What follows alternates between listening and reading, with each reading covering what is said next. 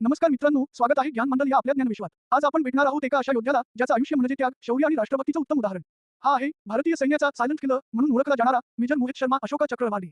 त्यांची कथा ऐकली की माणसाच्या अंगावर अक्षरशः रोमांच उभे राहतात. 13 जानेवारी 1978 हरियाणातील रोहतक येथे मोहित यांचा जन्म झाला. लहानपणापासूनच त्यांचा स्वभाव शांत, शिस्तबद्ध आणि धैर्यवान. खेळामध्ये नेहमी पुढे आणि देशसेवेचं स्वप्न मनात पक्कं. त्यांच्या घरातील लोक सांगतात मोहितला लहानपणापासूनच आर्मी हाच शब्द जास्त प्रिय होता. जणू त्याचं आयुष्य भारतीय ध्वजासाठीच बनवलं होतं. शाळेनंतर त्यांनी एनडीए आणि नंतर आयमा देहरादून येथे प्रवेश घेतला. आयमामधील प्रशिक्षणात ते नेहमीच top, physical fitness, sharp mind आणि एकदम नजरबाज नेतृत्व हे सगळं त्यांच्या व्यक्तिमत्वात होतंच.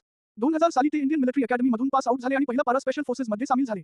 आता तुम्हाला पारा एसएफ बद्दल माहितीच आहे. मॅन अपार्ट, एव्हरी मॅन अन एम्परर. हा भारतातील सर्वात कठीण कमांडो फोर्स. इथे फक्त शरीर ताकदवान नसलं की चालत नाही, मन स्थिरचं लागतं. मोहित शर्मा यांनी फक्त टीमचं नेतृत्वच केलं नाही, तर प्रत्येक ऑपरेशनमध्ये फ्रंटवर राहिले. त्यांचं एक शांत पण घातक कौशल्य होतं अंडरकव्हर ऑपरेशन. ते काही काळ मेजर रोहित शर्मा या बनावट नावाने दहशतवाद्यांमध्ये घुसून त्यांची माहिती काढत होते.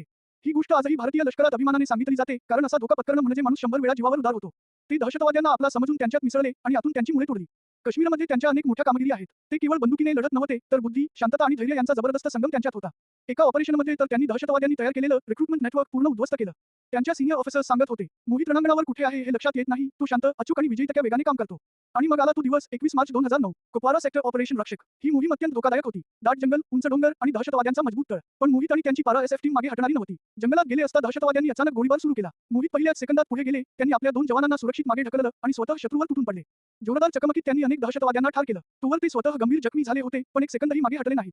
जखमी अवस्थेतही ते सतत आपल्या जवानांना आदेश देत होते, आगे बढ़ते रहो, पीछे मत हटना. मोहितचा शेवटचा हल्ला इतका शक्तिशाली होता की त्याने संपूर्ण ऑपरेशनचा प्रवाह बदलला. शत्रूचा प्लॅन कोसळला आणि भारतीय सैन्याने मोठा विजय मिळवला. दुर्दैवाने या ऑपरेशनमध्ये मोहित शर्मा यांनी आपल्या राष्ट्रासाठी सर्वोच्च बलिदान दिलं. त्यांच्या असामान्य धैर्य, नेतृत्व आणि सर्वोच्च त्यागासाठी भारत सरकारने त्यांना मरणोत्तर अशोक चक्र प्रदान केला, देशातील सर्वोच्च शांतताकालीन वीरता पुरस्कार. मेजर मोहित शर्मा हे नाव केवळ एक सैनिक नाही, तर एक प्रेरणा आहे.